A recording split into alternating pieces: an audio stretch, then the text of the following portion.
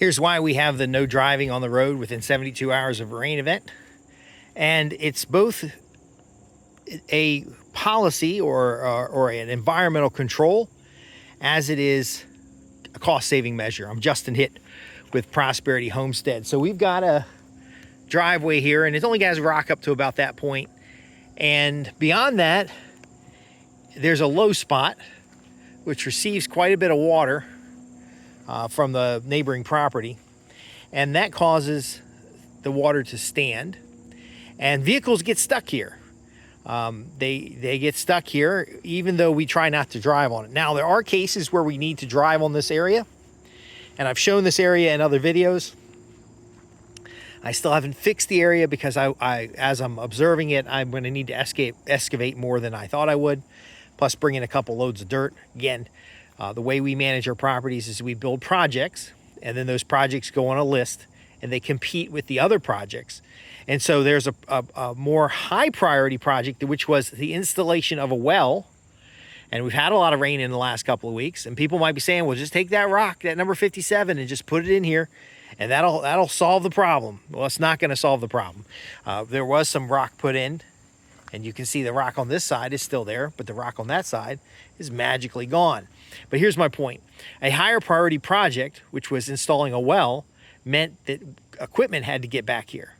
So I don't drive on this within 72 hours of a rain event, unless maybe my truck's full of material that has to be unloaded or otherwise. But I can definitely let the well trucks come back here, and the equipment related to the well trucks come back here, because that's getting a more high priority project in place. Does that mean the policy is not a firm policy, or it's not something we should follow all the time? Again, land management requires decision making appropriate to both the land, the people, and the overall functionality. So in this case, we needed to have the well trucks come through. Now, I typically block off the road with my truck if I don't want other vehicles to come, and then I park far enough in that that somebody else can pull in behind me, and then I make everyone walk in, except for somebody who is now moving forward a higher priority project. So what are we going to do about fixing this? We've talked about it in other videos. I actually do need to excavate this area. So this is a low area. I do need to excavate it well enough to put a drain pipe in. On the top end, we need to add some additional soil to raise this area up, but not cause the water to go around in another way. See how those roots are exposed? We need to layer in some soil to cover those roots up. In doing that, we're going to end up padding out this area, which is going to cause a little bit of impounding of water. I want the water to spread and soak, so we may end up having to go in the woods over there and produce a detention basin. So the water will come off of this grass area right here, and coming off of this grass area, actually water drains from up top and water drains from the front here. And so what we're going to end up doing is having a catch here, a pipe that comes under the road, and I won't have to necessarily excavate that deep. I just need to scrape off the topsoil and then build it back up a little bit with clay, put my pipe in, make sure the water can't make it around the pipe by skirting it properly, put some more topsoil in, and then on top of that, put a road base. Now the road base, as we can see from up here where the elevation is a little higher, is a much larger rock. You can see how we've got erosion here exposing roots. This will have to be built out, but we can tell that the road base, being a much larger rock, is much more stable and tends to stay in place over time. Now, water does pour down this hill here, and so we'll end up putting in some water bars, so that would be part of the road project, and the road project would be independent of other projects. So this goes for a cistern, and if there's excess rock here, that would go in this high space as a turnaround.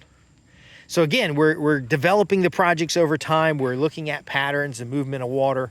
We're looking at our resources, available budget, and all that stuff, so that we can do things at appropriate times. And in the short term, we implement controls to protect the watershed. In the case of a rain event, if that soil was washing off into the woods or into someone else's property, I need to do something about that.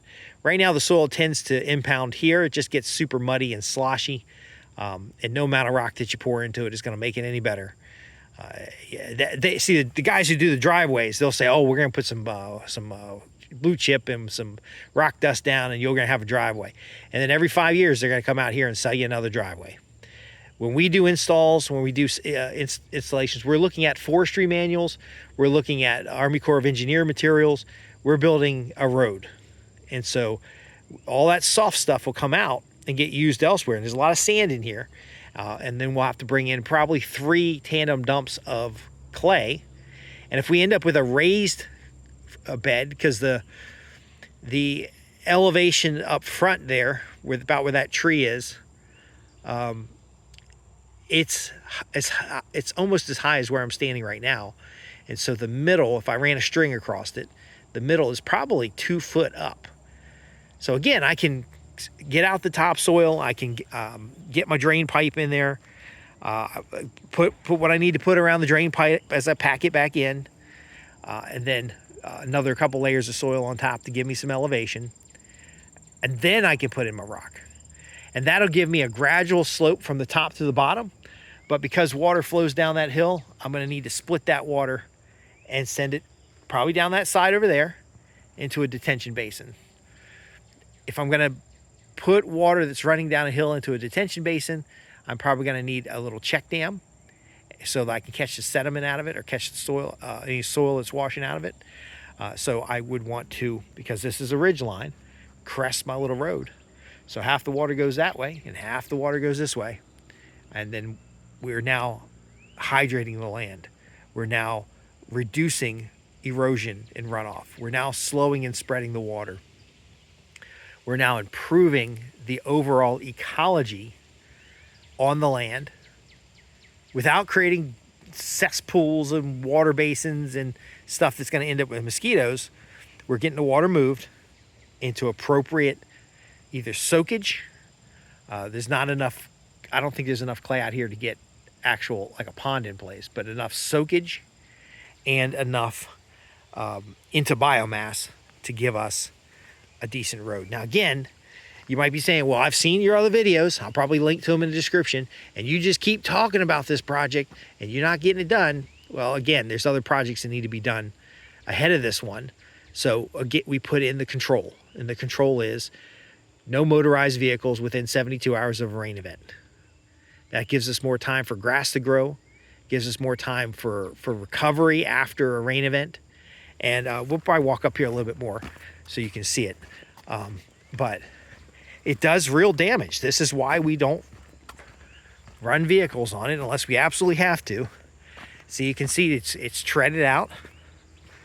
There's a lot more sand on the surface. See, there's where large rocks were in before. Large rocks stay in place, but they get covered with sand eventually. So eventually, all of this road will get rock on it. But that's $35,000 to get a quarter mile of road with rock on it. Could be less. We're going to do it in increments. But you can see with the big trucks impound that silt, creating mud. And then, of course, any of these little wallers just get bigger over time. And that one's down to the clay. Again, if you're doing this type of project and you want some assistance, maybe you want somebody who can help you sift and sort through the vendors, who very often will just put material down.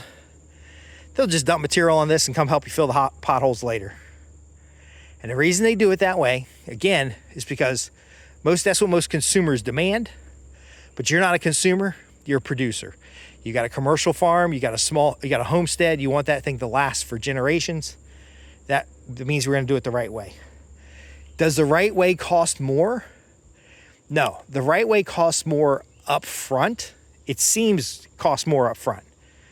However, in the long run, there will be a point where all you got to do is periodically mow the road because in this case, we're going to have rock in place and stability. See, there's another Now, again, they had a well truck come in here. They had a excavator come through here, bunch of equipment.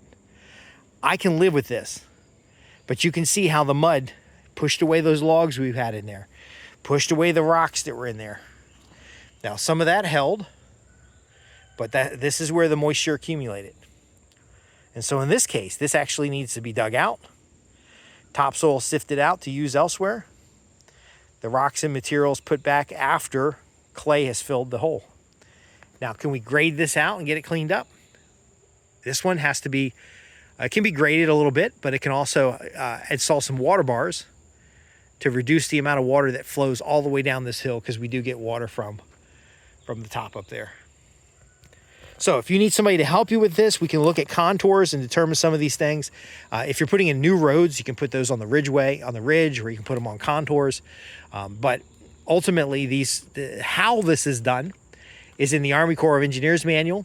It's also in your forestry manual for your state.